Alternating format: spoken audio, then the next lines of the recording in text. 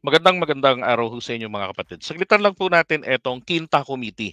No, sa mga hindi pa ho aware ha, meron akong binuong grupo ng mga 5 committee. Tawag nga po rito Quinta, ibig sabihin 5 magkakaibang committee ng House of Representatives ng Kongreso. So akala ho ng iba yung Quadcom nawala na. Hindi ho. Ito hindi ako nagkakamali. Etong Quinta, separate pa ito doon sa grupo na yun ng Quadcom, yung 4 na committee na nag-handle. Ito, tinututukan po nila ngayon, yun pong food security. Yan. Sabi ni napanood ko yan kahapon yung sa rice. Di ba? Yan, asa. So, kasi ang problema natin ito ginawa na ng paraan ng gobyerno. Nagpalugi na ang gobyerno natin. Ilan na bang paluging ginawa ng gobyerno natin, di ba? Yung pagpapatawad sa mga utang ng mga beneficiaries ng lupain, di ba? So, yung mga magkano rin yung yung nawawala o nawalang revenue para sa gobyerno. Pero para sa taong bayan, sinakripisyo yan ng Pangulo kasi nakikita naman po ng mga economic managers natin, there's a way para maka-recover tayo. Ngayon, ito naman pong problema, binabaan ng Pangulo ng 15% ang 35% na taripa sa imported na bigas. 'Di ba? Ang problema rito, dapat po bandang October naramdaman na ho natin yan kasi yung mga nabiling mga supply ng bigas na sa mga naunang buwan kasi ang biyahe po niyan hindi po yan darating dito ng parang 7 days lang nandito na, hindi ho.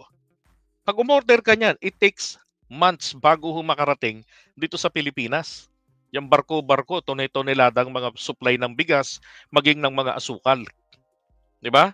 Kaya pagka meron biglang sumulpot sa mga pier, maliwanag pa ho sa sikat ng bunbunan ni Bato de la Rosa, smuggled yung mga yan. Dahil imposible. Katulad yung mga natuklasan nitong early part ng PBBM administration.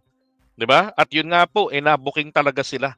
Now, etong tinututukan ng Quinta rito, na initially nakita na po nila ang dahilan kung bakit hindi nagkakaroon ng na hindi nagiging epektibo yung aksyong ginagawa ng gobyerno, yung mga batas natin, yung amendments, hindi natin maramdaman kasi ang problema, merong kumikita, yung middleman. At ang tinututukan nila ngayon, ito hong 10 na mga malalaking importers natin. So nakita nila, meron daw pong middleman. Nako. Now, gusto ko lang pong, I wish to remind everybody, naalala ko si Luis Tru si Beatrix. Gusto ko lang pong ipaalala, noong panahon ng campaign period, nababanggit po sa mga interview yan nababanggit yan ni PBBM, yung problema natin ay merong kumikita. Yung mga tao humpuhunan, nilaway-laway lang. Sila yung mga tinatawag na middleman, pero ang totoo, sila rin yung sangkot doon sa supply and price manipulation. Kasi sila yung magsasabi na, ito, kailangan nating bumili. Bibili kami sa inyo ng ganitong supply. Pero, hindi po nila ito ibababa. Hindi nila ito ibabagsak sa palengke. Kukontrolin nila pautay-utay. Pero nabili nila ng mas mababa ng halaga yung supply. Dahil po sa konti ang supply doon sa merkado, walang choice ang taong bayan kung hindi kagatin ang mataas na presyo because under the law of supply and demand, kapag ka mataas ang supply, dapat mababa ang presyo kasi mabubulok yung mga pagkain. Pero kung konti ang supply, tama, hoarding. 'Di ba? Kapag konti ang supply, mag-aagawan ng mga tao. So, regardless na malaki ang presyo niyan, na mahal, kakagatin yan. At dyan po kumikita yung mga buitre, yung mga demonyong middleman. yung mga manipulator. Mahabang panahon na yan. Ilang administrasyon na ng gobyerno. Kapansin-pansin po rito ha, kada magbago ang administrasyon, kada magpalit din po ng mga tauhan sa Department of Agriculture, sa NFA, dyan sa Sugar Regulatory, sa SRB, at iba pang ahensya na related po sa pagkain, kapansin-pansin yan.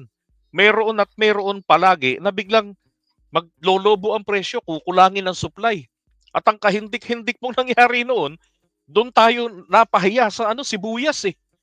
Isang taon tayong na problema sa pagtaas ng presyo ng sibuyas. 'Di ba? Marami tayong taniman ng sibuyas, maraming supply, pero hindi madala-dala sa merkado dahil po sa mga 'yan. At dahil po alam ng Pangulo na na problema ang mga middleman, at hindi po naman 'yan bastang mawawala lamang eh.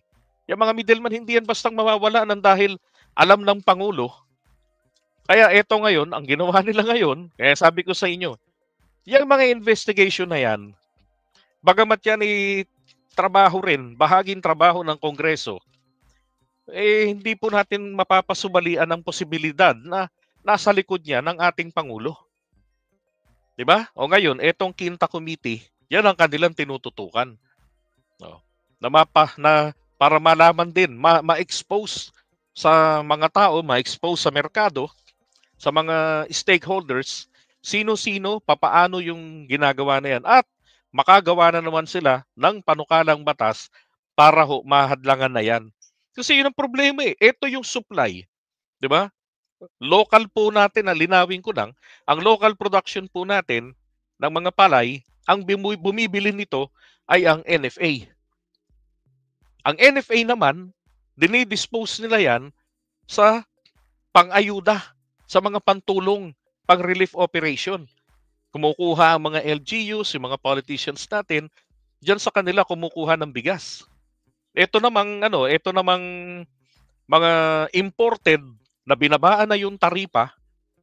Aba, ang nangyayari diyan, ito imported, syempre ito hong nag-import, kinakailangan ibenta niya na ng mas mababang presyo, 'di ba? Ang masakit po, lumilitaw po ito Etong si importer, umaakto rin na middleman. Hayop, 'di ba? Umaaktong middleman din siya. Sila rin yung mga players pala na naglalaro sa pagbaba ng kung gaano karaming supply ang ibabagsak doon sa mga palengke. At dahil sila rin po yung tao na yon, unang-una, hindi po sila malulugi.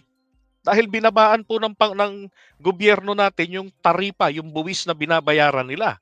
Hindi sila lugi doon. 'Di ba? Kaya sabi ko sa inyo, wala hong negosyong o negosyanteng nagpapalugi. So pag baba sa merkado, ito yung masakit.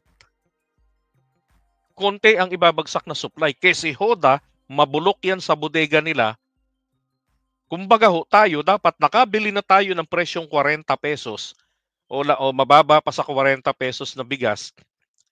Ang mangyari, mapipilitan tayong magtiis mula sa 58 hanggang 60 pataas. So kumbaga, yung nabulok sa mga bodega na binulok nila, binayaran natin. Kaya po, ganun lang sa kanila yun. Na hindi baling walang makabili niyan, mabulok yan, bayad naman yan. Di ba? Ganun ang ginagawa nilang kalakaran. At yan ang ine-expose ngayon nitong Quinta Committee. Sino-sino yung mga nasa sindikato na yan. Okay? Kaya magandang matutukan yan ng taong bayan. Sabi ni Judy Labrador, tama po kayo, Sir Sir, si PBBM Agriculture ang priority para maging mura ang pangunahing bilihin, bigas at gulay. 'Di ba? Hindi naman kasi ubra na maging yan maging parang instant, 'di ba? Parang in a blink of an eye. 'Di ba? Sabi ni Nicolas, pagtiwalag pa lang ng INC kay General Torre sa paghuli kay Kibuloy, malaking question mark na eh. Ayun, ibang usapin naman po 'yan, 'di ba? Hindi po Quadcom, Quintacom po ang hearing po ngayon. Right, yung para sa food security.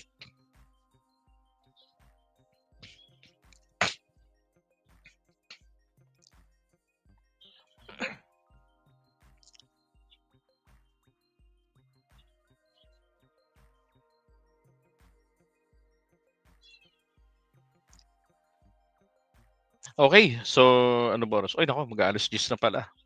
Alright, so panoorin po natin itong gagawing pagdinig ngayon ng Quinta Committee or ng Quintacom. Okay? And maraming salamat po sa inyo sa pagsama sa atin sa ating halos ang oras lang na live streaming ngayon. Okay, so gracias, adios, gracias muchísimas, mga señoritas, señoras, and señoritos y señores. Okay? So, advice sa Bicol, yung goodbye. Diyos mabalos. Right? Thank you so much.